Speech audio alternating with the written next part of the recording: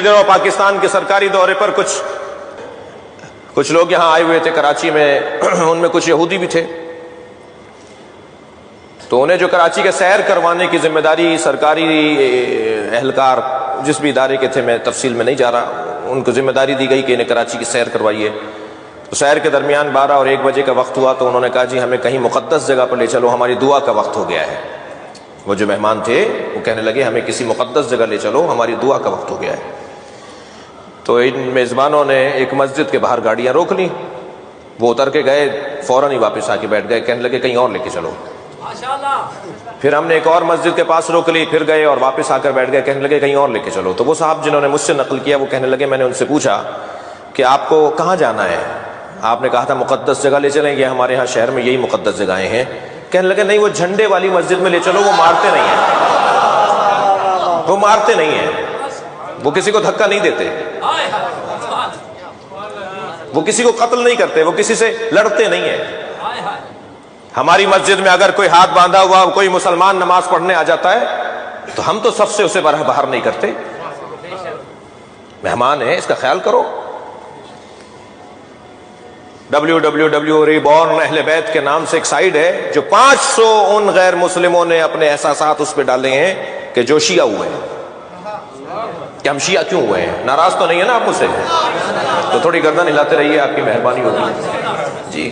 انہوں نے اپنے احساسات اور اپنے جذبات ڈالے ہیں کہ سائٹ پر ڈالے ہوئے ہیں کہ ہم شیعہ کیوں ہوئے ہیں۔ ان میں سے ایک کہتا ہے کہ میں جب مسلمان ہوا تو مجھے میرے ایک عزیز دوست نے مسلمان کیا، تو وجہ یہ تھی کہ مجھے میرے مسلک میں، میرے دین میں میرے سوالات کی تشفی بخش جوابات نہیں مل رہے تھے۔ تو میں جب پہنچا اپنے بھائی کے ساتھ ان کی مسجد میں تو وہ مسلمانوں کا ایک فنا فرقہ تھا، مجھے وہاں کچھ سوالات ملے مگر کچھ سوالات کے جواب نہیں ملے، تو میں چلا گیا ایک اور فرقے کی مسجد میں، تو انہوں نے نماز جماعت کے بعد مجھے اندازہ کر لیا کہ میں ان کے فرقے کا نہیں ہوں۔ تو وہ مجھ سے کہنے لگے تم کون ہو؟ تو میں نے بتایا کہ جی میں مسلمان ہوں۔ کا نہیں، یہ بتاؤ تمہارے فقہ کون سا ہے، تمہارا سوچ کون سی ہے، جو ہے اس وقت پورے دنیا میں رائج ہیں، دیوبندی ہیں، وہابی ہیں، سلفی ہیں، جی بریلوی ہیں، شیعہ ہیں، یہ جو نام دیے ہوئے ہیں ایسے ہی۔ انہوں نے کہا جی میں فلاں ہوں۔ کہنے لگے فلاں تو کافر ہے۔ کہنے لگے میں دوسرے کیا گیا، اس نے مجھ سے پوچھا کون ہو، ہم نے کہا جی میں فلاں ہوں۔ کہا یہ فلاں تو کافر ہے۔ تو میرے ایک دوست نے مجھ سے کہا بھائی کچھ آگے جاؤ، ایک سینٹر اور بھی ہے، وہ بھی اپنے آپ کو مسلمان کہتے ہیں۔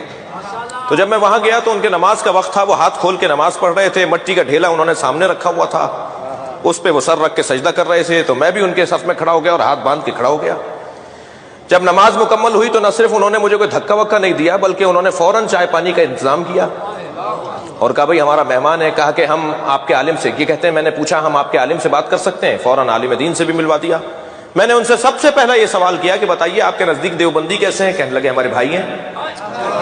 میں نے پوچھا آپ کے نزدیک بریلوی کیسے ہیں؟ کہنے لگے ہمارے بھائی ہیں۔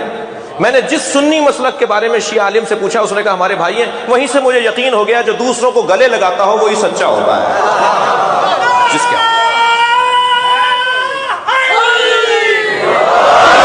جس کے ہاں وسعت قلبی پائی جاتی ہو، جس کے ہاں برداشت پائی جاتی ہو، وہ لوگ اچھے لوگ ہوتے ہیں۔ اس میں تو اب ہمارا کوئی قصور نہیں ہے کہ لوگ ہماری طرف راغب ہو رہے ہیں۔ 2 سال پہلے ایک فورم کے اوپر ایک بہت بڑے مفتی صاحب، آپ سب جانتے ہیں، میں اشارہ بھی نہیں دوں گا مگر یہ پتہ ہے مجھے آپ سب جانتے ہیں، وہ کہنے لگے مولانا محرم آ رہا ہے، اپنے ذاکرین اور علماء سے کہیے کہ جو باتیں کتابوں میں لکھی ہوئی ہیں وہ بیان نہ کریں۔ نہیں سنا آپ نے میری بات؟ کہنے لگے اپنے علماء و ذاکرین سے کہیے جو باتیں کتابوں میں لکھی ہوئی ہیں وہ بیان نہ کریں۔ میں نے کہا حضور اگر ہمارے علماء و ذاکرین بیان نہیں کریں گے تو کیا یہودی نہیں پڑھے گا، عیسائی نہیں پڑھے گا، ہندو نہیں پڑھے گا؟ پھر جب وہ کتاب لکھے گا تو آپ توہین رسالت کی ریلیاں نہیں نکالیں گے؟ صلوات پڑھیں ذرا محمد و آل محمد۔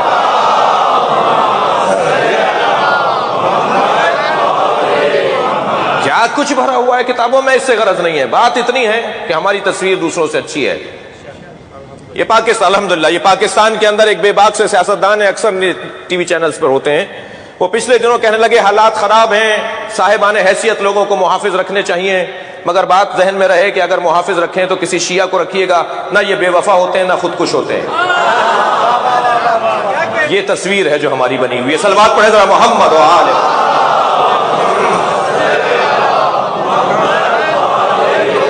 الحمد الحمدللہ پوری دنیا میں آپ کا جو وقار ہے، آپ کی جو عزت ہے، وہ بہت محفوظ ہے، بہت بہتر ہے، اور اس کا سبب ہے اس بات پر اگر میں اور آپ غرور کریں تو شاید جائز ہے کہ ہم جس دروازے پر بیٹھے ہیں اس سے اچھا دروازہ نہیں ہے۔